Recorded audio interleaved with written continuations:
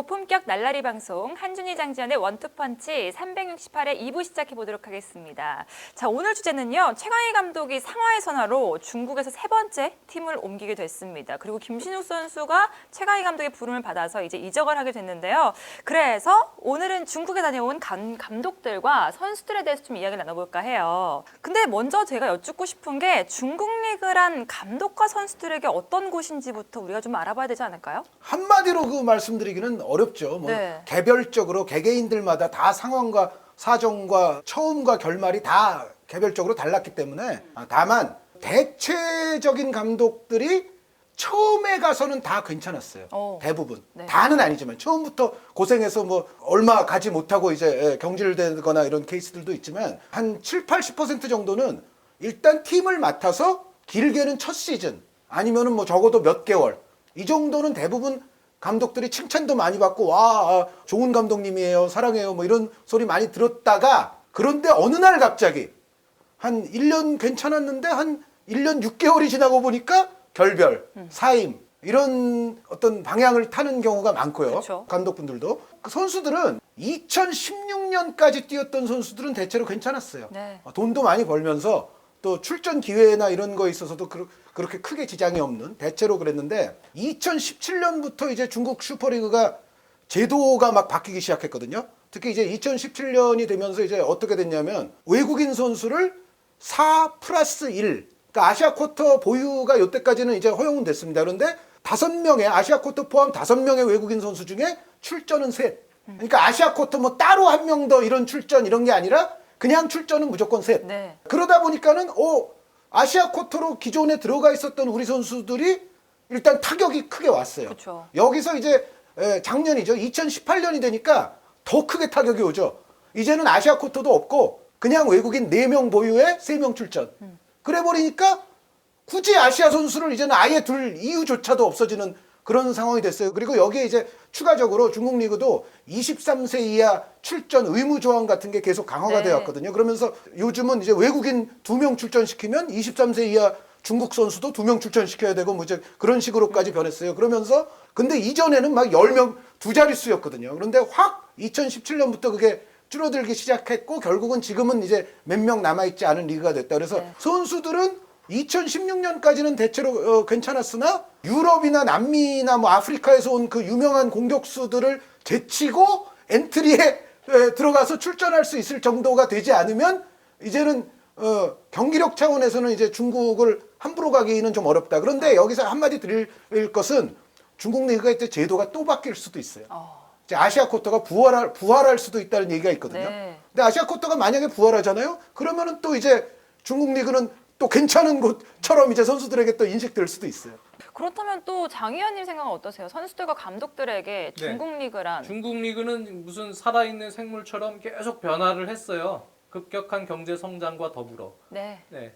중국 리그는 정치하고도 밀접한 관계가 또 최근에는 또 생겼고. 네. 20년 전만 해도 사실 중국이 우리나라 감독을 데려온다? 최은택 감독이 먼저 선두자로 간 적은 있지만 그렇죠. 실질적으로는 충칭의 별로 떠올랐던 이장수 감독이 사실 한국 출신의 감독으로서 중국 리그를 어떻게 변모시켰는지 첫 표본이었거든요. 그 당시만 해도 중국 선수들은 프로팀이라고 하기에는 프로 선수로서 가져야 될 자기 관리나 이런 부분들이 상당히 취약했어요. 중국 선수들 상당히 개인주의적인 성향이 강해요. 네, 그래서 훈련 끝나면 막 술 먹으러 가고 자기 관리가 안 되는. 그거를 잡으려면은 사실 여러 가지 변화가 필요한데 이장수 감독은 충칭에서는 20년 전이에요. 그거는 그렇게 아주 좀 강한 규율과 좀 통제하에서 선수들을 잡았죠. 그래서 성적도 냈고 거기서 선수들이 신뢰를 갖고 감독에게 따르는. 근데 사실 그 이후에는 중국은 많은 변화가 있었어요. 경제 성장도 있었고 경제 성장과 더불어서 많은 대기업들이 생겼죠. 자본을 가진 그룹들이 투자를 하기 시작했는데 사실 그러한 부분도 지금은 투자가 이어지곤 있어요.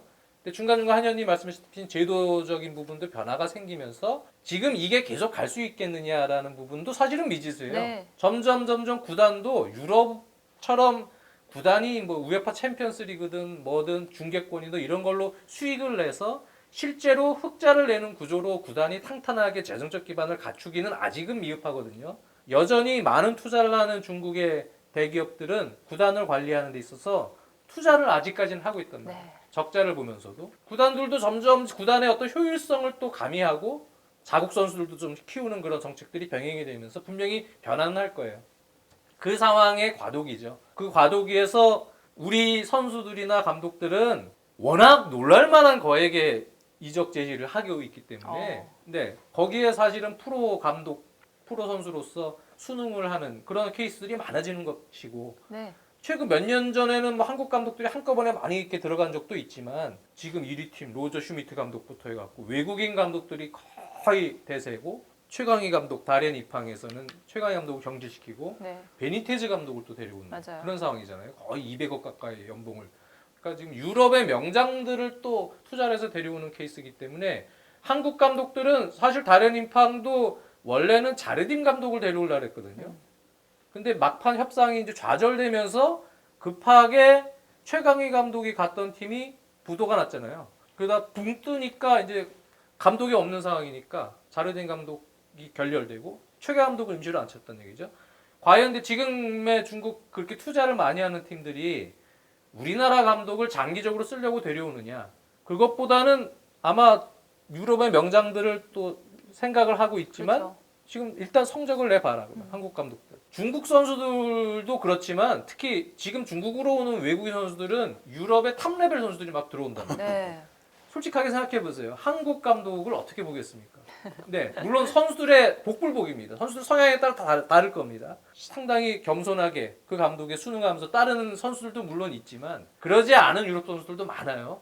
존경하면서 이렇게 본다고는 저는 생각하지 않아요. 그러니까 거기서는 결국은 오랜 기간 동안 아 이분이 어떤 장점이 있고 또 인성적으로 어떤 또 분이고 또 전술적으로도 아 배울 점이 많구나. 이거 시간이 필요한 거거든요. 그래서 신뢰를 줘야 우리나라 감독도 거기에 있는 유명 선수들에게 신뢰를 받으면서 네. 성적도 내고 그래야 사실 팀이라는 게 원팀이 되고 융화가 되고 조직력이 확보돼서 성적이 나오는데 지금은 일단 중국 리그는 돈이 있잖아요. 그렇죠. 기다려주지 않잖아요. 던져놓고 성적 안 나면 잘라버리고 그 사이에 그 짧은 시간인데 그 외국인 선수들이 약간 이러한 고자세에 있던 선수들은 그 기간 내에 그 감독에 대해서 막 매치가 돼서 잘 알고 그런 시간적으로 부족한 부분이 네. 많다는 얘기예요. 선수들도 그렇고. 그 감독도 또 팀을 만들어내는데 시간이 필요하고. 근데 지금은 상당히 어려운 상황이죠. 지금도 또 시간이 지나서 장기적으로 가면 어떤 식으로 또 상황이 바뀔지 모르겠어요. 근데 여기서 중요한 거는 우리나라 감독들도 가서 짧은 기간이지만 성적을 내면 됩니다. 아, 한국 감독도 유럽의 명장 못지않게 성적을 내고 그리고 능력이 있다는 거를 보여줄 수 있는 케이스가 나와줘야 돼요. 그래야 또 한 번 한국 감독들을 더 데려갈 수 있는 상황이 생기는 거죠. 근데 아직까지는 최근에 몇 년 사이에는 대부분이 실패를 했어요. 네. 네, 대부분의 일부 리그 바로 간 우리 유명 스타 출신 감독들 많지 않습니까? 그렇죠. 최용수 감독은 첫 시즌에 준우승하고 FA컵 준우승했는데도 그 다음 시즌 성적 나쁘니까 바로 자르잖아요. 네. 홍명보 감독도 처음에는 항저우가 뭐 장기적으로 뭐 해줄 것처럼 하더니 웬걸 점점 구단에서 성적 요구하고 뭐하고 간섭하고 우리나라 감독들이 지금 가서 장기적으로 팀을 맡고 오랜 기간 동안 신뢰를 갖고 지도하기에는 쉽지 않은 사실 리그예요. 네. 구조적으로 그렇습니다. 좀 전에 뭐 장 의원님도 말씀하셨지만 이장수 감독 같은 경우에 그 FA컵도 서로 다른 팀에서 이제 한 번씩 또 들었고 베이징 공항 같은 경우에도 리그 준우승을 차지했었어요. 그렇죠. 이장수 감독은 사실 중국 팀을 6개를 맡았습니다. 광저우 최근까지 아주 6개의 팀에 있었는데 그 중에서 예를 들어 베이징 공항 같은 팀도 준우승을 했었는데 나중에는 여러 가지 이장수 감독 입장에서는 들어주기 어려운 뭐 요구 조건 같은 거를 계속 이제 제시를 하면서 이제 간섭을 한다든지 이제 그런 부분들이 빚어지는 게 굉장히 비일비재한 게 또 중국 리그예요. 그리고 지금 돈 쓰고 있는 거는 사실 유럽의 아주 가장 큰 리그들 빅리그급으로 지금 쓰고는 있는데 전체적인 어떤 구단 내부의 어떤 시스템이라든가 마인드라든가 이런 부분은 아주 선진 리그라고 보기는 좀 어려워요, 여전히. 그래서 이장수 감독 그 이후에 광저우 헝다 때는 이제 광저우 에버그란데 때는 사실 승격시켜서 우승까지 시켰어요. 네. 그런데 그럼에도 불구하고 아까 장 의원님 말씀처럼 그러니까 베니테스 감독의 길을 최강희 감독이 뭐 열어준 것처럼 마르첼로 리피 감독을 데려와야 되니까 이제 당신은 내려가 주시오 뭐 이제 그런 식으로 된 거예요. 그래서 그러니까 중국 리그는 성적을 우리 감독들이 못 낸 게 아니에요. 네. 일정 부분 분명히 특히 초기에 낸 감독들이 꽤 있는데도 불구하고 요 시기가 약간만 지나면 결국에는 여러 가지 이제 구단 수뇌부와의 문제, 선수들에 대한 통제의 문제, 또 팀 내분 뭐 이제 이런 것들을 결국 견디지 못하고 한국 감독들이 이제 내려오고 또 장 의원님이 아까 냉정하게 잘 지적해 주신 것처럼 요즘 같이 이제 중국 리그가 돈이 많으면 결국은 이제 비싼 감독들에게 자꾸 눈을 돌리게 돼 있잖아요. 그렇죠. 그래서 이제 그런 식의 진행이 여태까지 되어 왔고 앞으로도 이런 식의 진행이 좀 유력하기 때문에 물론 이제 금전적으로는 저는 분명히 전제를 했습니다. 금전적으로는 좋은 곳인 건 맞는데 그렇다 하더라도 궁극적인 어떤 이상을 실현시키기에는 좋은 곳은 아니다. 그리고 한마디만 여기서 더 추가해서 말씀드리자면 요것도 있어요. 모든 중국 팀들이 다 또 재정이 천문학적으로 좋은 건 아니다. 그러니까요. 그러니까 요거 아까 이게 옌벤 말씀도 갑자기 없어지는 해주시고 구단도 생기고. 또 텐진 취한전의 경우에는 또 다른 이유로 이제 구단이 이제 무너졌습니다만 중국에서 예를 들어 뭐 오퍼가 왔다고 해서 그것이 모두가 정말 엄청난 황금알을 낳는 자리도 아니며 그 자리가 어느 정도 유지될 수 있을지 뭐 6개월을 유지될 수 있을지 네. 이런 거는 정말로 알 수는 없다. 예, 그런 말씀 드리고 근데 싶어요. 돈은 많이 주긴 거기는 보너스도 많이 주고 그러니까 경기 이제 승리 수당 수당이 네. 많죠. 수당이. 수당도 많고요. 그리고 스태프들 우리는 그저 코칭 스태프들도 많이 가는데 네네. 코치들도 사실은 연봉들도 세요. 여기 K리그에 비해서. 그럼요. 그러니까 사실 중국 리그라는 게 외국인 선수들도 그렇고 이 리그에 대한 명예. 저기 이제 가서 난 뛰는 게 사실 명예롭고 영광이고 이렇게 가는 건 아니잖아요. 네. 돈 보고 가는 거예요.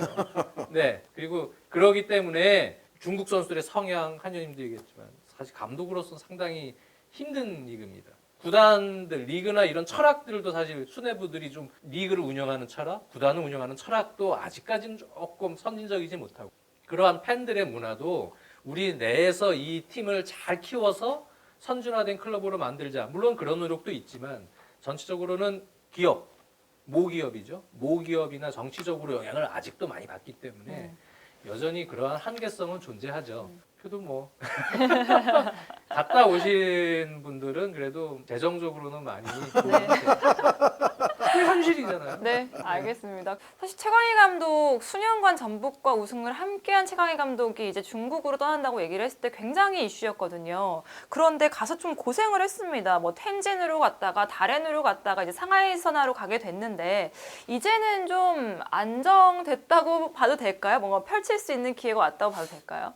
아니면 또 다시 시험대에 오르게 되는 걸까요? 시험대에 오르는 거죠. 네. 왜냐하면 상하이 선화는 어떻게 보면 전통적인 견지에서 보면은 다롄 이팡보다도 더 명문이라. 네, 더 전통 명문이라고 봐야 돼요. 근데 지금 또 성적은 안 좋거든요. 물론 이제 최강희와 김신욱의 시너지를 우리는 충분히 기대할 수 있죠. 이 두 분은 뭐 워낙에 서로를 잘 알고 서로 잘 또 활용할 수 네. 있는 그것이 아주 체화되어 있는 콤비이기 때문에 이 두 명의 조합은 상당한 시너지가 날 걸로 기대가 되고 또 김신욱 선수가 정말 중국 리그에서는 완전히 고공폭격기 역할을 잘 할 걸로 봐요. 그런데 상하이 선화라는 팀은 뭐 이게 더비 라이벌 상하이 상강과의 대결도 엄청나게 중국에서는 이슈가 될 정도로 첨예한 또 더비 라이벌도 네. 있어요. 근데 상하이 상강도 아시다시피 기라성 같은 또 외국인 선수들이 그렇죠. 있는 또 화려한 팀 아닙니까? 근데 상하이 선화도 또 옆 동네 상강과도 이제 싸워야 되고 예전에 왜 저 세리에아에 뭐 세븐 시스터즈 그래가지고 칠공주 뭐 이런 게 있었던 것처럼 저런 게 있어요. 전국 칠웅 뭐 이런 네. 게 있어요. 그런데 상하이 선화는 이제 그 안에 들 수 있는 상하이 팀, 선화는 드는 팀이에요. 중국 리그에서도요. 중국 리그 프로 출범할 때 네. J리그로 치면은 비르디 가와사키 같은 원적격에 네, 해당하는 그 초창기에는 최고의 명문 클럽으로 명가. 성적도 냈고 명가죠. 근데 요즘에는 이제 많이 성적이 좀 좋지 않아졌지만 네. 팬층이 상당히 두꺼워요. 상해선화는. 근데 이제 더 많이 주고 유럽 감독을 데려오려고 기다렸다가 성적 안 좋으면 딱 치는 그렇게 될지 그것도 사실 또 모르는 거예요. 기다려 봐야 되는데 네. 왜 그러냐면 중국 팀들도 전체적으로는 다들 상황이 다르거든요. 과도기 단계지만 투자를 계속 몇 년 동안 더 하는 팀들이 있고요. 네네. 지금 점점 줄이는 팀들도 있고요. 상황이 다르기 때문에 좀 봐야 됩니다. 어떤 생각을 좀 가지고 있는지는. 근데 중요한 건 최 감독도 역시 빠른 시간 안에 성적을 유지시켜놔야 돼. 지금 하위권이기 때문에 상해선화가 지금 일단 제가 이제 강등 위기에서 네. 벗어나야죠. 완전히. 순위표를 말씀을 드리자면 제가 지금 16경기까지 순위표인데요. 상하이 선화가 16팀들 중에 14위에 위치하면서 승점이 12점밖에 안 돼요. 근데 이제 10위권 내로 들어가려면 10위권에 바로 나렌 입방이 있는데 사실은 이제 10위권 진입이 빠르게 이루어지기는 이루어져요. 쉽지는 않은 그렇네요. 지금 꽤 많이 상황이에요. 벌어졌네요. 그런데 상하이 선화는 기본적으로 중국 슈퍼리그의 전통 명문이기 때문에 성적에 대한 압박은 기본적으로 이건 강력할 수밖에 네. 없다. 지금 당장 최강희 감독이 이 명문팀을 잘 끌어올리지 못하면 또 다시 이제 위기가 올 수 있고 그래서 또 다른 지금 테스트 무대에 최강희 감독은 또 던져졌다고 봐야 된다라는 말씀을 드리고 싶습니다. 그럼 빠르게 결과를 내야만 하는 최강희 감독에게 지원군이 왔습니다. 김신욱 선수를 예. 이제 러브콜에서 불러드렸는데 김신욱 선수가 중국 리그에서 얼마나 잘 활약을 할지 본인의 재능을 보여줄 수 있을지에 대해서도 굉장히 궁금해하거든요. 저는 잘할 것 같아요. 우리 선수들이 사실 공격진들은 크게 두각을 나타냈던 선수는 별로 없어요. 네. 물론 하태균 선수가 연변 시절 2부 리그에서 득점왕 차지하면서 또 윤빛가람이나 김승대도 1부 리그 승격한 다음에 잘했던 시즌이 있죠. 잘한 적이 있지만 최전방 공격수가 사실 예전 J리그에 뭐 황선웅, 김도훈, 최용수 우리 선수들이 가갖고 독보적으로 확 했던 것처럼 해준 적은 없어요. 근데 김신욱 선수는 시기적으로 상당히 힘든 시기 중간에 들어갔지만 네. 그 중에서 여태까지 진출했던 공격수들 중에서는 잘할 것 같아요. 김신욱 선수. 왜 그러냐면 유럽 리그에서 뛰는 외국인 선수들이 거의 네. 잡고 있거든요. 공격 라인은. 근데 김신욱은 사실 통용이 될 것 같아요. 중국 리그에서는 그 정도의 기량이면 저는 통용이 될 것 같아요. 그렇기 때문에 우리나라 선수들은 사실 공격수보다는 수비 쪽. 네네. 요즘에 김민재 선수는 그래도 기회를 또 얻잖아요. 실력이 있기 때문에 네.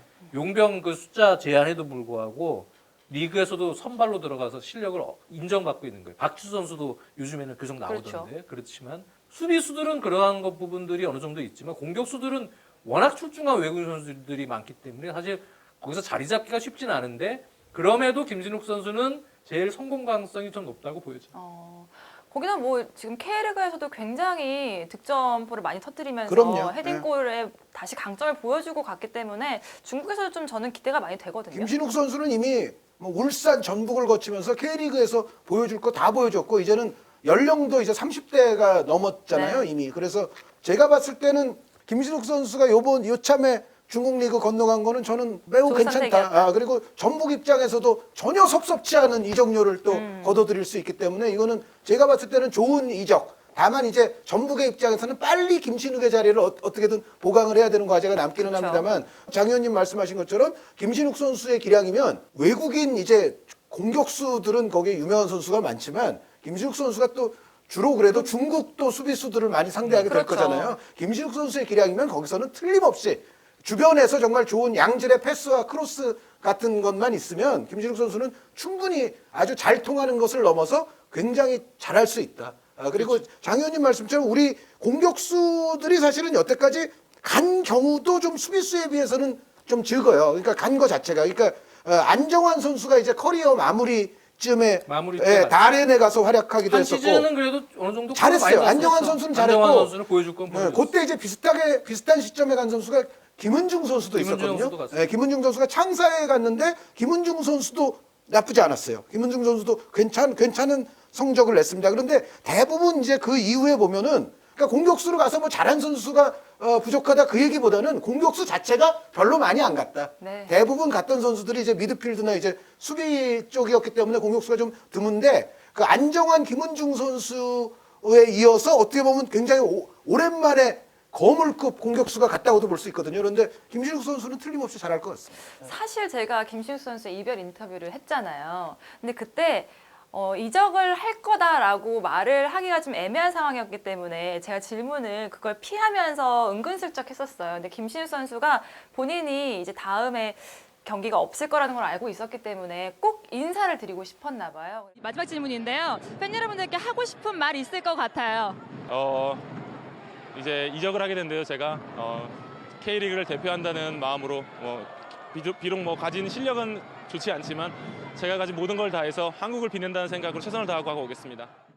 그런 걸 보면 굉장히 마인드도 있는 선수기 때문에 중국에서의 김신욱의 헤딩골 잘 먹힐 거라 저는 기대하고 팀이 또 이제 응원하겠습니다. 팀이 맞아요. 얼마큼 지원을 이제 잘 해주느냐. 최강희 감독이 가서 이제 볼 텐데 네, 사실 김신욱 선수 같은 유형은 지원이 안 되면 고립되는 유형일 수가 맞아요. 있어요. 그래서 잘 올려줘야 되는데. 팀이 문제예요. 팀이 이제 어느 정도인지 사실 아직은 분석을 못 해봤어요.